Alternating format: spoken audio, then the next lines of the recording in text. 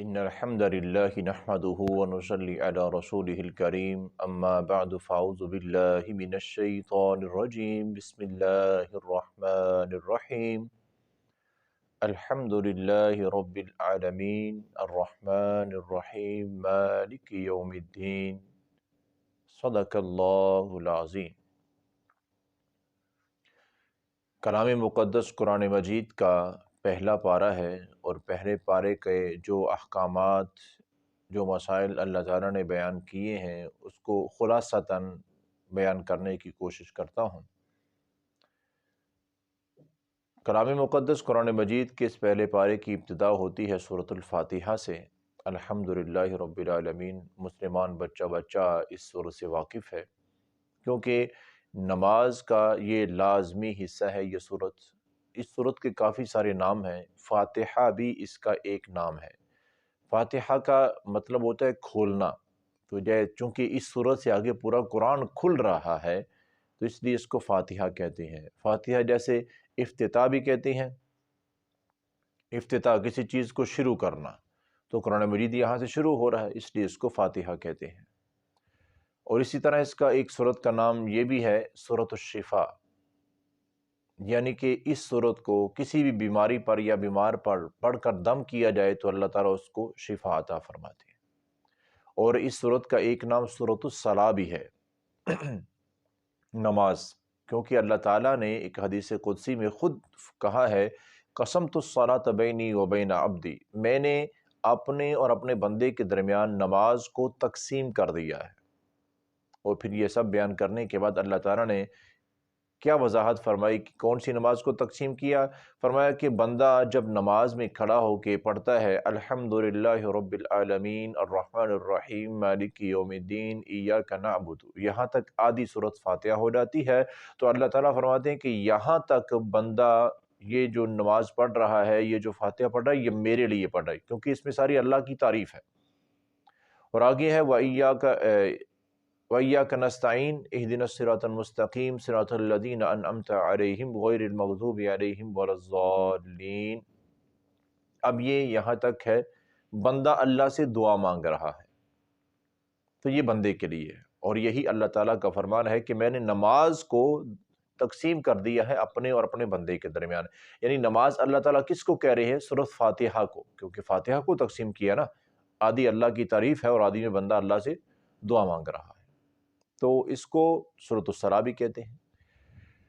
اور اس کے بغیر نماز ہوتی نہیں ہے۔ اگر کوئی بندہ یہ کہے بھئی یہ تو ہے نا آدھی اللہ کے لیے ہے آدھی بندے کے لیے، اور بندہ یہ جو پوری سورت ہے سورۃ فاتحہ یہ نماز میں پڑھتا ہی نہیں ہے، چاہے وہ امام کے پیچھے کھڑا ہو یا اکیلا کھڑا ہو، جو کسی بھی حالت میں وہ نماز میں جب پڑھتا ہی نہیں ہے، تو صحیح بخاری کی حدیث ہے، اللہ کے رسول صلی اللہ علیہ وسلم فرماتے ہیں کہ جس بندے نے نماز میں سورۃ فاتحہ نہیں پڑھی اس کی نماز ہی نہیں ہے۔ لا صلاۃ لمن لم یقرأ بفاتحۃ الکتاب، سورۃ فاتحہ کے بغیر تو نماز ہوتی نہیں ہے۔ حتیٰ کہ فجر کی نماز رسول اللہ صلی اللہ علیہ وسلم پڑھا رہے تھے، اور آپ نے فجر کی نماز میں پیچھے صحابہ کرام بھی قرات کر رہے تھے، قرآن مجید کی تلاوت پیچھے پیچھے کر رہے تھے، تو نماز کے بعد آپ نے فرمایا کہ کیا تم بھی میرے پیچھے نماز پڑھ رہے ہو؟ یعنی قرات کرتے تھے، قرات کرتے رہے، تو انہوں نے کہا جی ہاں۔ تو آپ نے فرمایا کہ جب امام نماز پڑھاتا ہے قرات کرتا ہے تو خاموشی سے سنا کرو، خاموشی سے سنا کرو، الا بفاتحۃ الکتاب، ہاں سورۃ فاتحہ ضرور پڑھنی ہے۔ یعنی کہ جتنے مقتدی ہیں امام کے پیچھے ان کو چاہیے، سنت طریقہ کیا ہے کہ سورۃ فاتحہ پڑھنی ہے امام کے پیچھے۔ فجر کی نماز باواضح بلند پیارے آقا نے قرات کی ہے، تو صحابہ کرام فجر کی نماز میں پیارے آقا کیا فرماتے ہیں کہ میرے پیچھے سورۃ الفاتحہ پڑھنے کے بعد باقی جو قرات ہے وہ خاموشی سے سننی ہے۔ اب لوگ یہاں سے غلط مطلب نکالتے ہیں، جی اللہ کے رسول صلی اللہ علیہ وسلم نے کہا ہے کہ امام کے پیچھے کچھ بھی نہیں پڑھنا ہے، خاموش رہنا ہے۔ بھئی اسی حدیث میں آپ نے فرمایا کہ اس صورت کے بغیر تو نماز ہی نہیں ہوتی ہے، یہی تو نماز ہے، اور اسی کو چھوڑ دے گے تو فائدہ ہی نہیں ہے۔ تو بہرحال یہ سورۃ الفاتحہ ہے، بڑی اہم ترین ہے، اس کا ایک نام ام القرآن بھی ہے، یعنی کہ جو بھی پورے قرآن مجید میں بیان ہوا ہے نا، اجمالی طور پر اس سورت کے اندر وہ سارا اللہ تعالیٰ نے خلاصتاً بیان کر دیا ہے سورۃ فاتحہ کے اندر۔ تو اس کے بعد ہے سورۃ البقرہ، پہلے پارے میں سورۃ البقرہ، اس کو بقرہ اس لیے کہتے ہیں کیونکہ اس کا جو لفظ بقرہ ہے، عربی زبان میں گائے کو کہتے ہیں، تو اس صورت میں ایک گائے کا، بنی اسرائیل کی ایک گائے کا ایک تذکرہ ہے، بڑا دلچسپ، بڑا تفصیلی واقعہ ہے۔ تو اس تذکرے کی وجہ سے، اس واقعے کی وجہ سے اس پوری صورت کا نام ہی بقرہ رکھ دیا گیا ہے۔ اور اس کے شروع میں اللہ تعالیٰ کا فرمان ہے الف لام میم۔ اب یہ جو حروف مقطعات ہوتے ہیں نا، الف لام میم یا الف لام را یا ہا میم یا یاسین، یہ جتنے بھی حروف مقطعات ہے، ان کا کوئی ترجمہ معانی نہیں ہوتا، صرف اللہ ہی جانتا ہے۔ ذالک الکتاب لا ریب فیہ ھدی للمتقین۔ دیکھیں قرآن مجید شروع ہو رہا ہے اور اللہ تعالیٰ نے اس بات کو واضح کر دیا ہے کہ جس قرآن کو اب تم پڑھ رہے ہو نا، جس کو تم سمجھنے لگے ہو، یقین کر لو پہلی بات کہ اس کے اندر کوئی شک و شبہ نہیں ہے، یہ بالکل سچی، صحیح اور اللہ کی طرف سے برحق کتاب ہے، یہ یقین پہلے کر لو۔ پھر اس کے بعد اللہ تعالیٰ نے بیان کیا ہے ایمان والوں کا کہ جو صحیح معنوں میں مومن ہے یہی حقیقت میں کامیاب ہے، اور جو کافر ہیں یہ حقیقی طور پر ناکام ہے۔ اور پھر اللہ نے ذکر کیا ہے منافقوں کا کہ جو دوگلا پن اختیار کرتے ہیں، بظاہر اپنے آپ کو مسلمان ظاہر کرتے ہیں لیکن ان کے دلوں کے اندر ایمان نہیں ہے، وہ منافق ہیں، تو ان کا انجام بھی قیامت کو بہت برا ہونے والا ہے۔ بہرحال اللہ سے دعا ہے اللہ تعالی ہمیں سچا مومن بننے کی توفیق عطا فرمائے۔ اور اسی بارے میں آگے چلتے ہوئے اللہ تعالیٰ کا فرمان ہے کہ یا ایھا الناس اعبدوا ربکم الذی خلقکم، اے لوگو اپنے اس رب کی عبادت کرو جس نے تمہیں پیدا کیا ہے۔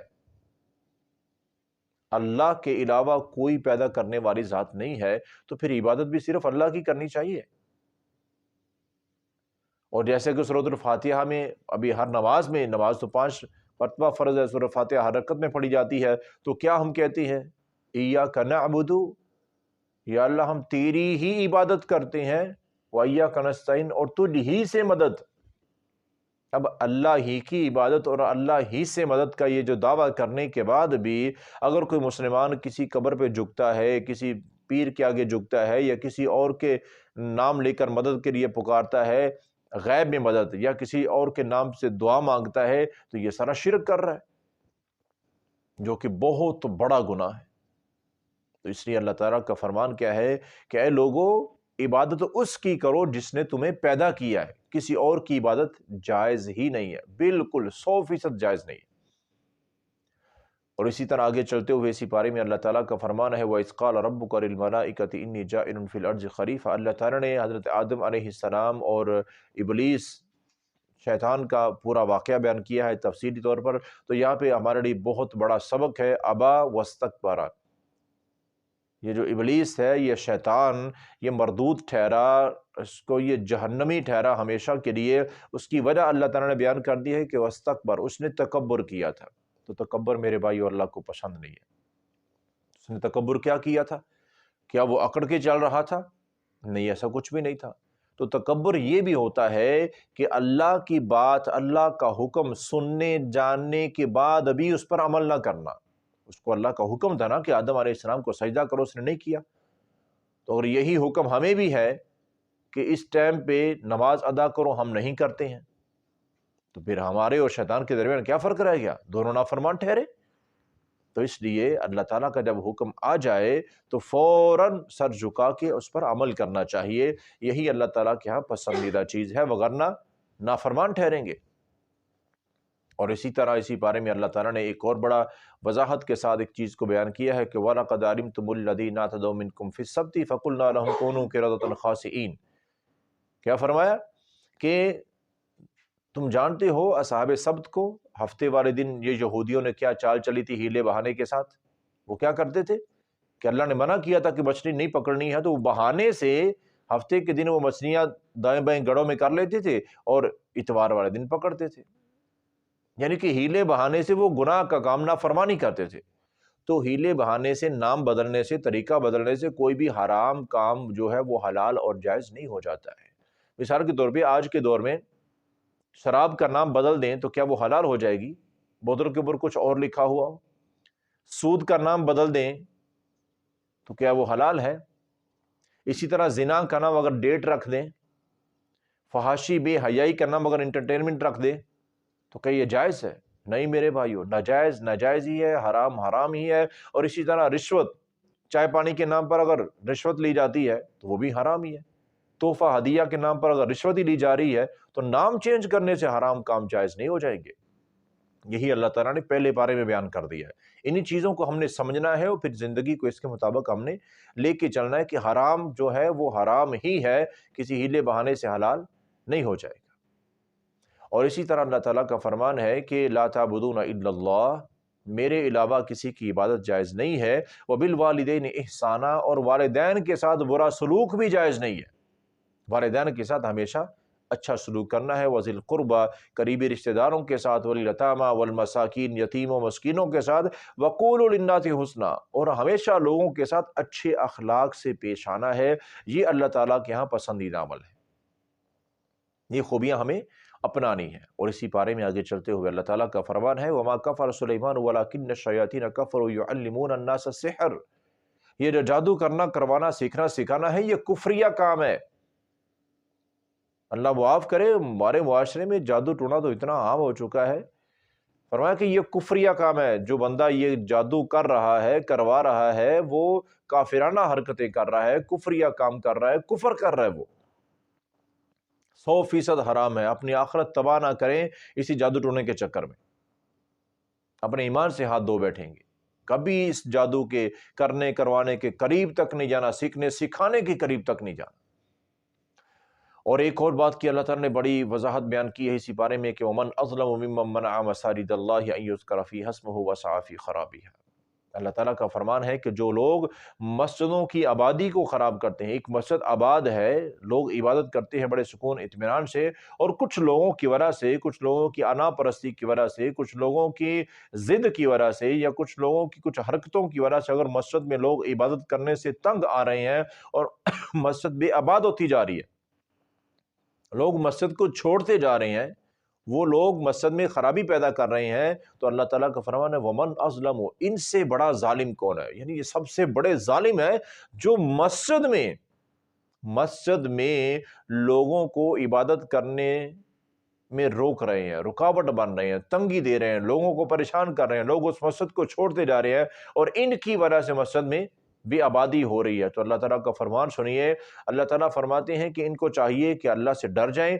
وگرنہ کیا ہوگا، لہم فی الدنیا خزی، جو میرے گھروں کو بے آباد کریں گے نا، اپنی انا، اپنی چدراہٹ، اپنے عہدے میں آ کر میرے گھروں کو بے آباد کریں گے، لہم فی الدنیا خزی، ایسے لوگوں کو دنیا میں میں ذلیل کر دوں گا، وَلَهُمْ فِي الْآخِرَةِ عَذَابٌ عَظِيمٌ، اور آخرت میں بھی ان لوگوں کے لیے بڑے سخت ترین، بہت بڑا عذاب ہے ان لوگوں کے لیے۔ تو کبھی بھی میرے محترم بھائیو، مسجد کی جو آبادی ہے وہ اس میں خرابی ہماری وجہ سے نہیں آنی چاہیے۔ اگر ہماری وجہ سے کوئی توں تکرار ہوتا ہے تو سائڈ پہ ہو جائے، خاموش ہو جائیں، برداشت کر جائیں، کوئی مسئلہ نہیں ہے، لیکن مسجد کی آبادی میں ہماری وجہ سے اگر کمی آ گئی تو اس سے بڑی بد نصیبی کو نہیں ہے۔ دنیا میں ذلت اللہ تعالیٰ دیں گے، ذلیل کر دیں گے، اور آخرت کو بہت بڑا عذاب ہوگا۔ اور اسی پارے کے آخر میں اللہ تعالیٰ کا فرمان ہے الذین آتیناہم الکتاب یتلونہ حق تلاوتہ اولئک یؤمنون بہ، اللہ تعالیٰ کا فرمان ہے جو سچے مومن ہوتے ہیں نا، ان کی یہ نشانی ہے کہ وہ قرآن مجید کی تلاوت کثرت سے کرتے ہیں۔ یتلونہ حق تلاوت، اتنی تلاوت کرتے ہیں جتنا تلاوت کرنے کا حق ہے، یعنی کہ وہ حق ادا کر دے، قرآن مجید کو سمجھ کے پڑھتے ہیں، قرآن مجید کی کثرت سے تلاوت کرتے ہیں، یہ ایمان والوں کی نشانی ہے۔ اور یہ میرے بھائیو ہم نے بھی اپنانی ہے، صرف رمضان میں نہیں، رمضان کے علاوہ بھی قرآن مجید کی تلاوت کو اپنی زندگی کا حصہ بنائیں، قرآن مجید کو سمجھ کر پڑھنے کی مکمل کوشش کریں۔ اور اللہ تعالیٰ کا فرمان ہے کہ وَإِذْ يَرْفَعُ إِبْرَاهِيمُ الْقَوَاعِدَ مِنَ الْبَيْتِ وَإِسْمَاعِيلُ، اب یہاں بہت بڑا سبق ہے، ہم سب کے لیے بڑا سبق ہے، جتنے بھی ہم نیک سے نیک بن جائیں، اس سے بڑا سبق۔ اب اللہ تعالیٰ کا فرمان کیا ہے کہ جب حضرت ابراہیم علیہ السلام اور اسماعیل علیہ السلام دونوں باپ بیٹا ہیں، دونوں اولو العزم پیغمبر ہیں، ایک اللہ کے خلیل ہے، دوسرے اللہ کے ذبیح ہے، ذبیح اللہ، خلیل اللہ، ابراہیم اور اسماعیل علیہ السلام دونوں اللہ کے حکم سے خانہ کعبہ بیت اللہ کو تعمیر کر رہے، بیت اللہ کو بنایا اپنے ہاتھوں سے۔ اب بیت اللہ کو تعمیر کرنے کے بعد دونوں نے ایک بہت بڑا نیک کام کیا ہے، اور حالت کیا ہے؟ ربنا تقبل منا انک انت السمیع العلیم۔ بیت اللہ تعمیر کرنے کے بعد فوراً اللہ کے حضور انتہائی عاجزی سے دعا کر رہے ہیں کہ یا اللہ یہ نیکی کا کام ہم نے کیا ہے تو مہربانی کر کے اس کو قبول کر لے۔ تو خدا را میرے بھائیو، روزے رکھیں، صدقہ کریں، زکوٰۃ، حج، نمازیں، جو بھی نیکی کا کام بڑے سے بڑا کرے، اس کی وجہ سے ہمارے اندر تکبر، انا، یہ چیز نہیں ہونی چاہیے کہ میں نے بڑا کام کر دیا۔ نہیں نہیں نہیں نہیں، یہ تو اللہ کی مہربانی ہے کہ اس نے ہم سے کام لے لیا ہے۔ اب ہمیں چاہیے کہ اس اللہ کی منت کریں کہ یا اللہ اس کو قبول کر لے۔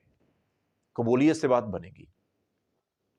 اور اسی پارے کے بالکل آخر میں اللہ تعالیٰ نے کیا فرمایا؟ وَوَصَّىٰ بِهَا إِبْرَاهِيمُ بَنِيهِ وَيَعْقُوبُ۔ حضرت ابراہیم علیہ السلام جد الانبیاء ہیں، انبیاء کے دادا، ان کی اولاد میں ہزاروں نبی۔ تو ابراہیم علیہ السلام، یعقوب علیہ السلام اپنی اولادوں کو کیا نصیحت کر رہے ہیں؟ یہ نصیحتیں ہمیں بھی کرنی چاہیے۔ اپنی اولادوں کو نصیحت کر رہے ہیں کہ ان اللہ اصطفیٰ لکم الدین فلا تموتن الا وانتم مسلمون۔ اللہ نے تمہیں مسلمان بنایا ہے، یہ دین تمہیں عطا کر دیا ہے، اب کہیں ایسا نہ ہو کہ اس دین سے تم دور چلے جانا۔ ایسا اس دین کے ساتھ تعلق بنانا کہ تمہاری موت دین اسلام پر ہی ہونی چاہیے۔ مسلمانی کی حالت میں اللہ سے ملاقات کرنا، ایمان کی حالت میں اللہ کے پاس جانا، یہ سب سے بڑی کامیابی ہے۔ اور یہی وجہ ہے کہ ہمارے پیارے نبی حضرت محمد الرسول اللہ صلی اللہ علیہ وسلم کیا فرماتے ہیں کہ من کان آخر کلامہ لا الہ الا اللہ دخل الجنہ۔ جس بندے کی موت اس طرح ہوئی کہ وہ مسلمان تھا، مومن تھا، اور جب اس پر موت آنے لگی تو اس کی زبان پر کلمہ کیا تھا؟ لا الہ الا اللہ۔ فرمایا کہ یہ کلمہ پڑھتے ہوئے جس بندے کی موت ہو گئی، یقین مانو دخل الجنہ۔ عربی جاننے والے، عربی زبان، عربی لغت کو جاننے والے سمجھتے ہیں کہ دخل الجنہ کا مطلب یہ نہیں کہ وہ جنت میں چلا جائے گا، اس کا مطلب یہ ہے کہ وہ جنت میں جا چکا ہے، یعنی کہ اس کی تو قبر ہی جنت کا باغیچہ بن جائے گی، وہ جنتی شخص ہے۔ تو یہ نصیحتیں اس طرح کی ہمیں اپنے بچوں کو کرنی چاہیے کہ عبادات کی طرف آؤ بیٹا، معاملات کو ٹھیک کرو، اچھے اخلاق کو اپناؤ، اللہ کی نافرمانی، اللہ کے رسول کی نافرمانی سے بچو۔ تو یہ ہے میرے محترم بھائیوں، پہلے پارے میں جو اللہ تعالیٰ نے بیان کیا ہے خلاصتاً میں نے بیان کر دیا ہے۔ سارا تو نہیں بیان ہو سکتا، لیکن جتنا ہو سکا میں نے کوشش کی ہے۔ تو اللہ سے دعا ہے اللہ تعالیٰ ہمیں اس پر عمل کرنے کی توفیق عطا فرمائے۔